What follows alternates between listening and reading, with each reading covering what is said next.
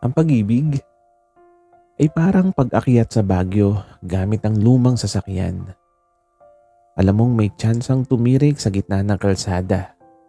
Mausukan ang mukha mo at mangalay ang mga binti mo sa pag-apak sa brake. Pero dahil sa inasam mong cold breeze at view sa taas, itutuloy mo pa rin ang pasada. Sabi nila, ang pag-ibig daw ay isang banal na emosyon. Pero sa totoo lang, minsan ang pag-ibig ay nasa pagitan lang ng isang malutong na mura at isang mahigpit na yakap pagkatapos ng 5 bote ng beer.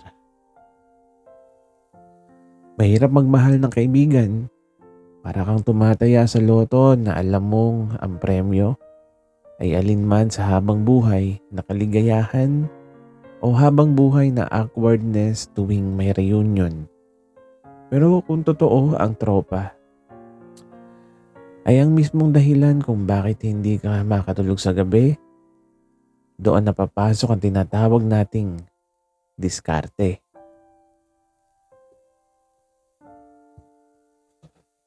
Ako si Jim.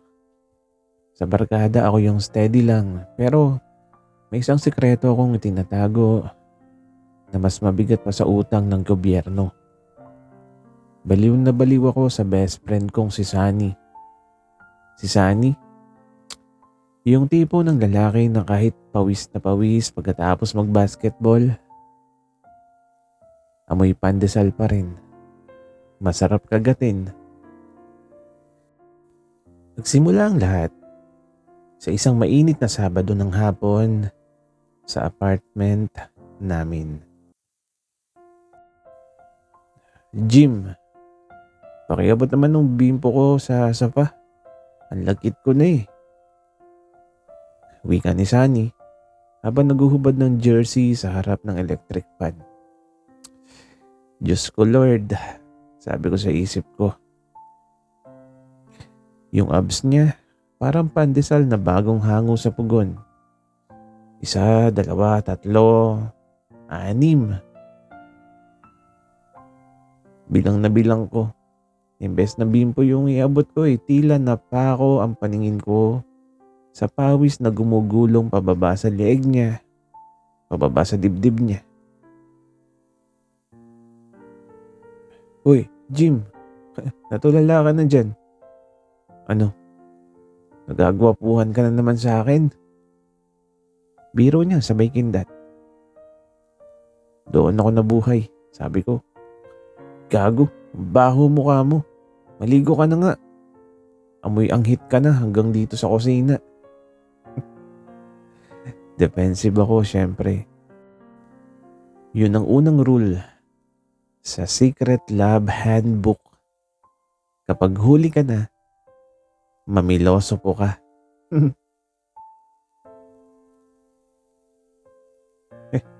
Sus, amoy anghit daw pero yung butas ng ilong mo, parang gustong suminghot.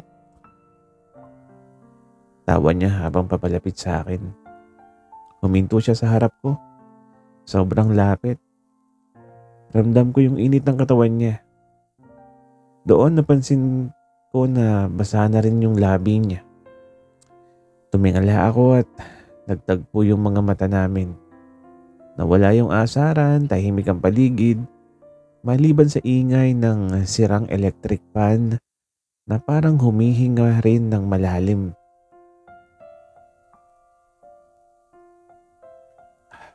Jim, mahinang tawag niya. Oh, bakit? Sagot ko naman. May dumi ka sa muka. At ito, inabot niya yung pisngi ko. Pero imbes na punasan, hinayaan niya lang yung daliri niya doon hanggang ilang segundo. Yung titig niya hindi na pang tropa. May kung anong kuryente na mas malakas pa sa meral ko ang dumadaloy sa akin. At ang sabi ko sabay iwas tingin, salamat. Maligo ka na. Malilate na tayo sa inuman kay na Gary. At eto tumalikod na siya na may kasamang nakakalokong ngiti. Sige Jim. Huwag kang masyadong tumitig, baka matunaw ako. Wika niya. Pagkasara ng pinto ng banyo, napasandal ako sa pader. Eto na naman tayo. Ang puso ko parang tambol sa piyesta. Bakit ba kasi ang hilig ni Sunny na mamatola sa mga tingin ko? O baka naman, ako lang yung nag-a-assume. 10:00 na ng gabi, nasa rooftop kami nila Gary. Ang pulutan, sisig na sunog-sunog at kaba. Dahil katabi ko si Sunny at ang hita niya, walang preno kung dumikit sa hita ko.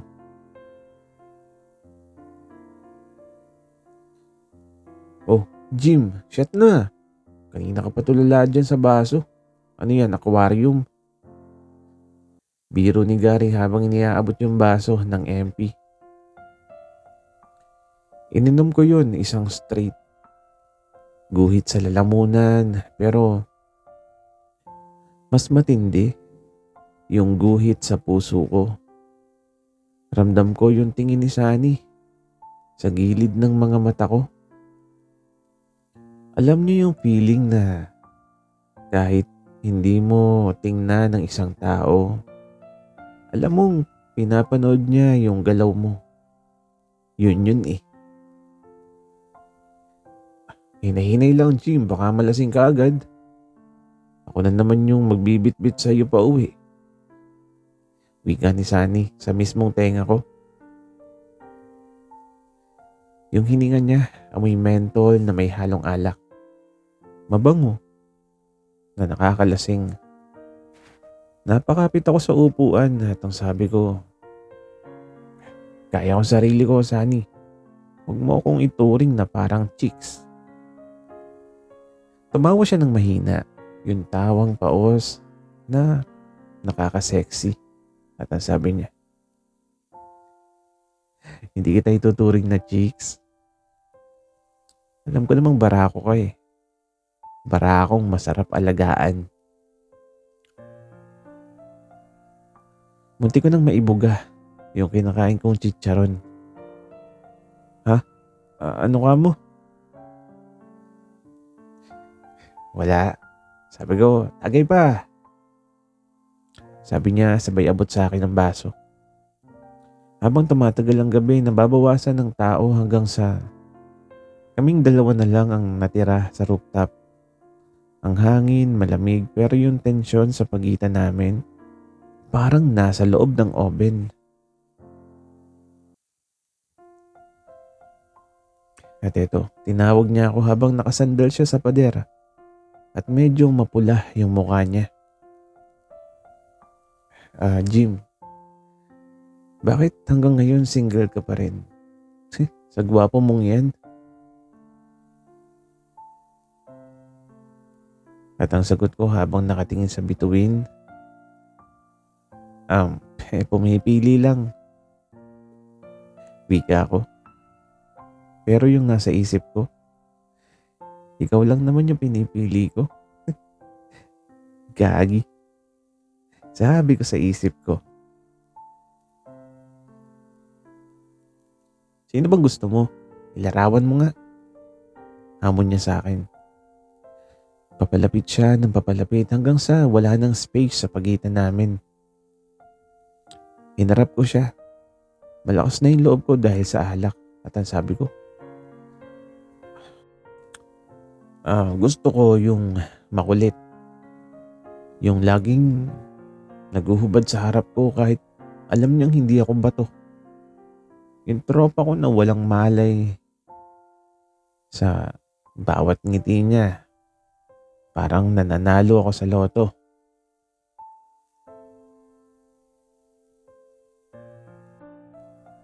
Tumigil ang mundo. Titig na titig siya sa akin. At ang sabi niya,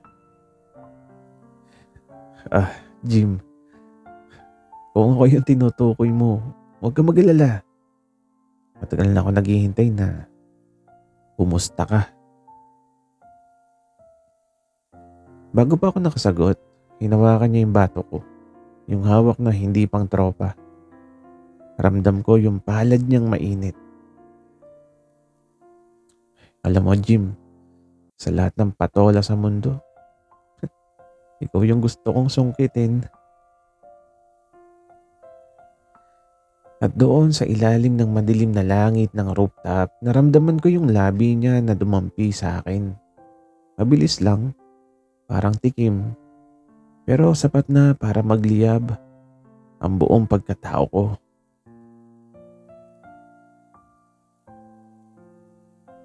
Pagpasok namin sa apartment, hindi na kami nakapaghubad ng sapatos ng maayos. Yung halik ni Sunny sa rooftop, akala ko preview lang. Yun pala ang opening act ng isang mainit na palabas. Jim, totoo ba to? O dahil lang sa MP? Bulong niya habang nakasandal ako sa pinto. Ang bigat ng katawan niya. Ramdam na ramdam ko. Gago. Kung dahil ito sa alak, sana sa aso na lang ako nakipaghalikan. Sagot ko habang hinahabol yung hininga ko at ang sabi ko pa, matagal na kitang gustong sapukin eh. O kaya, sakalin sa sarap. At ito tumawa siya, yung tawa ng paos na parang nangaakit. Hinila niya yung laylayan ng t-shirt ko at ang sabi niya, di gawin mo. Huwag kang puro salita, tropa.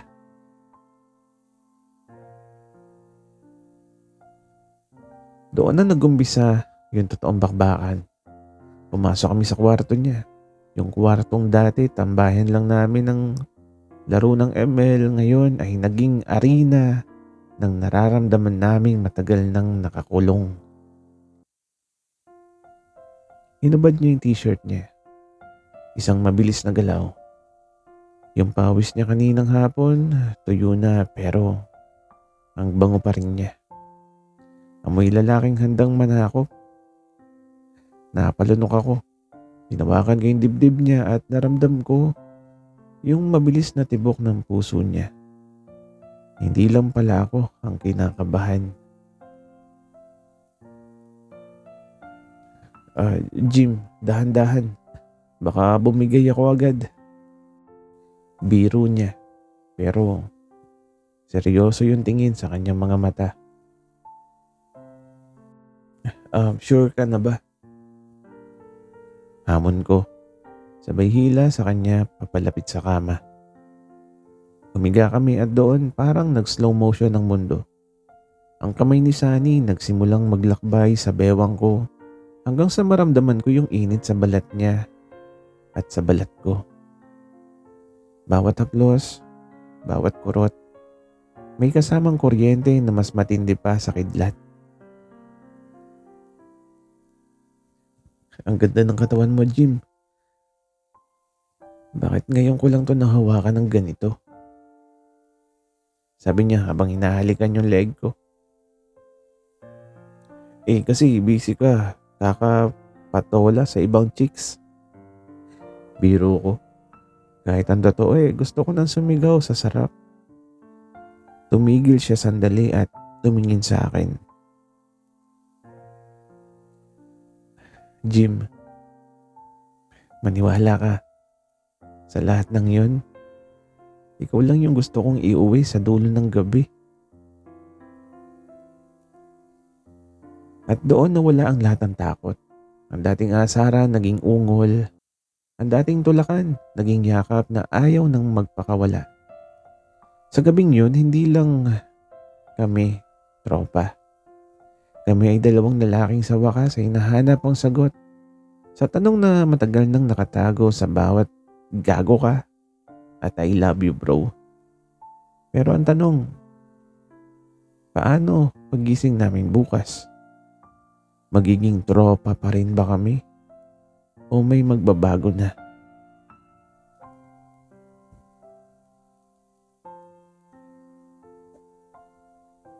Nagising ako sa huni ng ibon at sa bigat ng braso ni Sunny na nakapulupot sa bewang ko.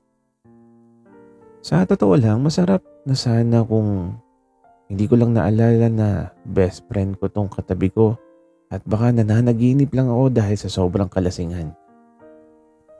Dahan-dahan kong dinilat yung mga mata ko. Ang puti ng kisame pero ang itim ng budhi ko dahil sa mga ginawa namin kagabi. Charot, hindi naman masama yung ginawa namin. Masarap lang talaga.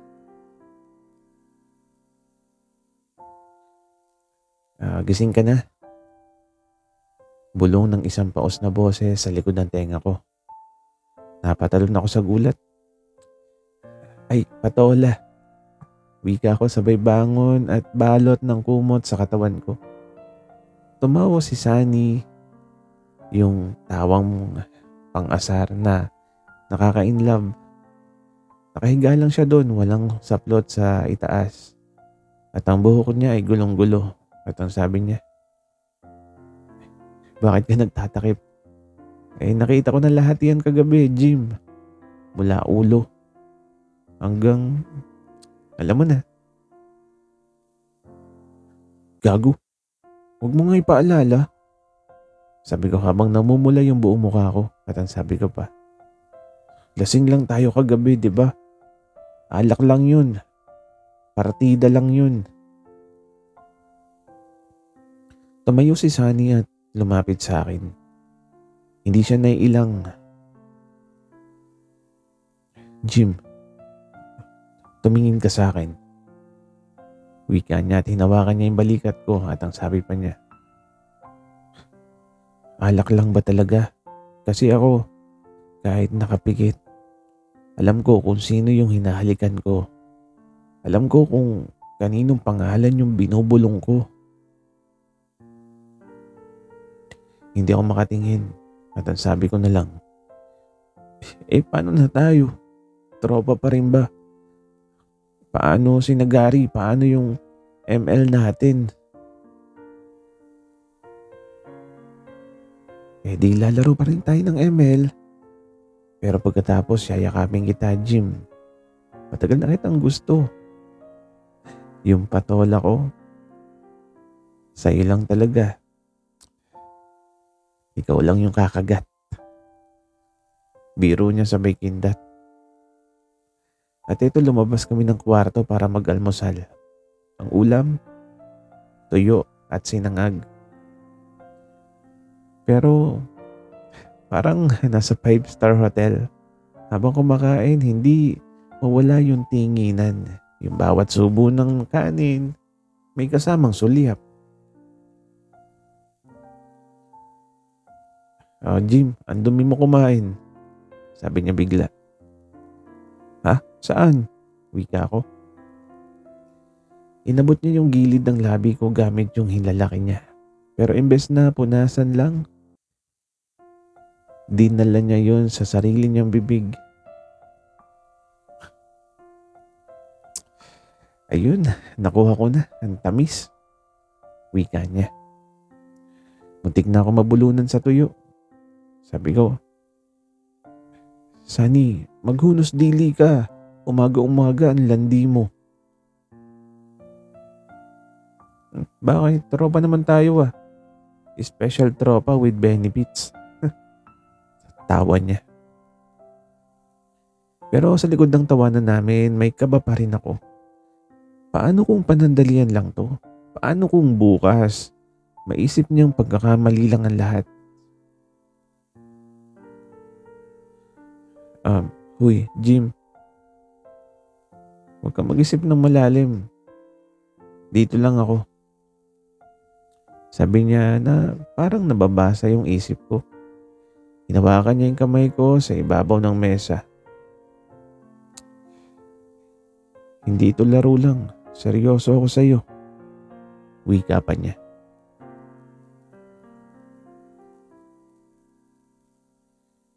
Isang linggo ang lumipas. Mula nung insidente sa rooftop at sa kwarto, medyo gamay na namin yung bagong routine. May nakaw na halik sa kusina. May haplo sa ilalim ng mesa habang nag-ML at mas malagkit na tinginan. Pero syempre, hindi pwedeng laging masaya. Kailangan may konting asin para lalong sumarap yung putahe. Nasa mall kami ni Nagari at iba pang tropa. Biglang may tumawag kay Sunny. "Oh, Sunny, long time no see." Isang matangkad at maputing lalaki ang lumapit. Si Mark, ang ex ni Sunny na akala ko ay nasa Canada na. "Oh, Mark, nandito ka na pala sa Pinas?" Kulat na sagot ni Sunny. Nagyakap sila. Yung yakap na parang may history na nakasulat sa bawat tapik sa likod. Nanigas ako sa kinatatayuan ko. Si Mark ay parang upgrade version ko. Mas matangkad, mas maputi at halatang mas mayaman ang pabango. Habang nagkakausap sila, parang naging background na lang ako. Jim, okay ka lang? Namumutla ka." Bulong ni Gary sa akin. "Ha? Okay lang. Mainit lang dito." Sagot ko, kahit ang totoo ay gusto ko nang hilahin si Sunny palayo. Jim, si Mark pala. Mark, si Jim. Best friend ko. Pakilala ni Sunny. Best friend? Yun ang salitang tumama sa akin na parang ligaw na bala. Alam ko namang wala pa kaming label pero ang sakit pa rin pakinggan sa harap ng ex niya. "Hi Jim, nice meeting you. Balita ko, kayo na yung lagi magkasama ni Sunny ngayon." Nakangiting sabi ni Mark. Yung ngiti niya parang nanunuri. Sa buong dinner, tahimik lang ako. Si Sunny naman, panay ang tawa sa mga kwento ni Mark. Hindi ko na napigilan. Pag uwi ko sa apartment, binalibag ko yung susi sa mesa. "Oh, anong problema mo, Jim? Kanina ka pang ganyan ah." Tanong ni Sunny habang naguhubad ng sapatos. "Wala. Masaya ka naman kanina, 'di ba? Yung ex mo mukhang gusto pang makipagbalikan na." Wika ko. Tumigil si Sunny at tiningnan ako ng diretso. "Nagsiselos ka ba kay Mark?" Wika niya. "Bakit ako magsiselos? Best friend mo lang naman ako, di ba? Yun ang sabi mo kanina." Wika ko. At eto lumapit siya sa akin pero umiwas ako. Jim, ano ba? Alam mo namang kailangan kong sabihin yun dahil nandun si Gary. Hindi pa tayo ready lumabas."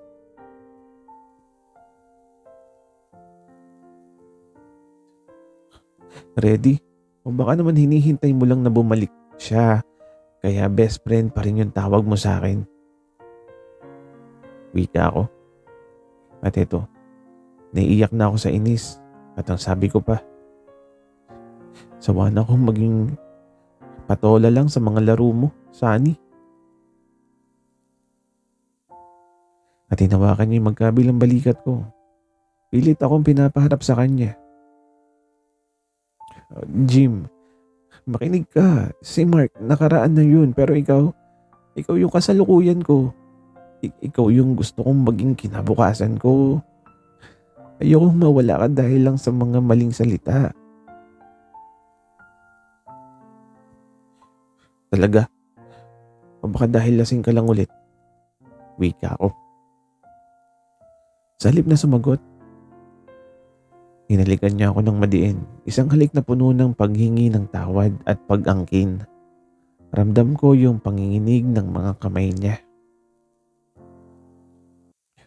"Jim, ikaw lang. Maniwala ka.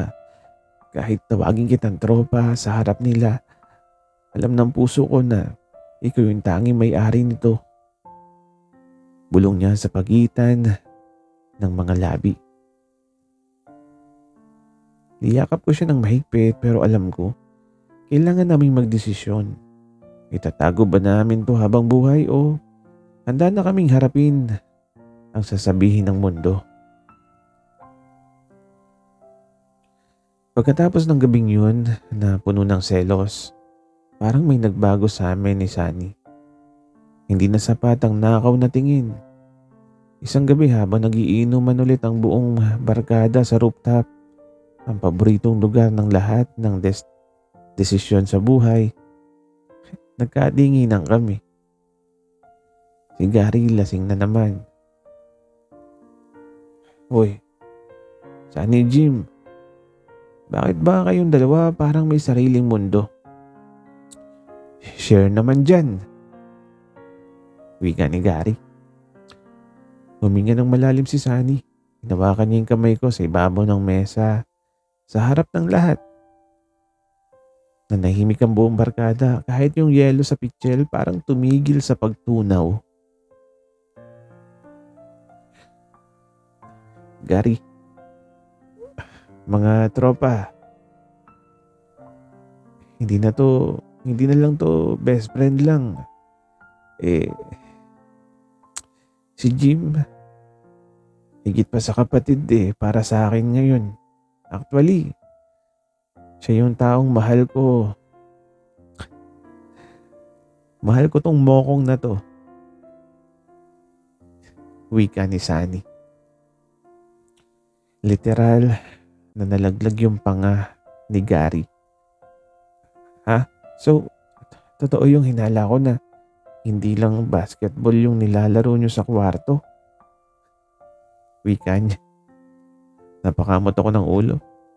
Namumula hanggang tenga. Sabi ko, gago. Pero totoo yun. Patola ako sa kanya At patola siya sa akin. May reklamo.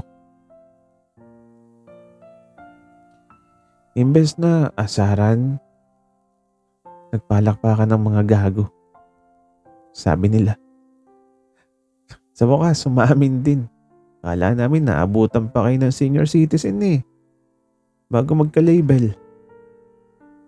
Wika ng mga tropa, sabay abot ng tagay. Nakahinga ako ng maluwag. Ang sarap sa pakiramdam na wala nang tinatago. Noong gabing yun habang pauwi kami sa apartment, binuhat ako ni Sunny na parang bagong kasal. Uy, iba na yan. Ibaba mo ko. Wika ako. Ayoko nga. Akin ka na. Diba? Panindigan natin to, Jim, hanggang sa dulo ng patola. Biro niya sabay seryosong halik sa noo ko.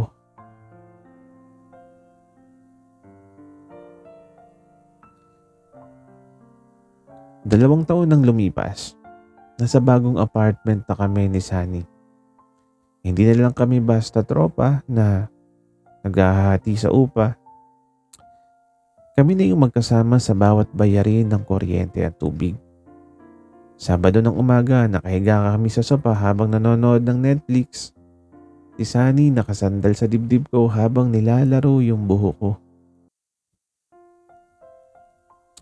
Jim. Tawag niya. Bakit? Wika ko.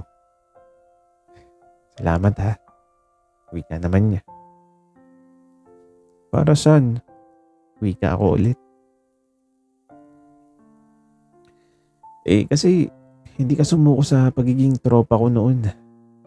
Kasi hinayaan mong patulan kita kahit mukha akong gago. At ito natawa ako at hinalikan siya sa labi. Isang halik na hindi na dahil sa alak, kundi dahil sa purong pagmamahal. Wala yun. Masarap naman yung patola mo Gago. Tawa niya sabay kurot sa tagiliran ko. At doon ko na-realize na ang pag-ibig, hindi kailangan maging perpekto. Minsan kailangan lang ng isang matalik na kaibigan, isang mainit na gabi, at sapat na lakas ng loob para aminin ng tunay na tropa mo ay ang siyang kukumpleto sa buhay mo.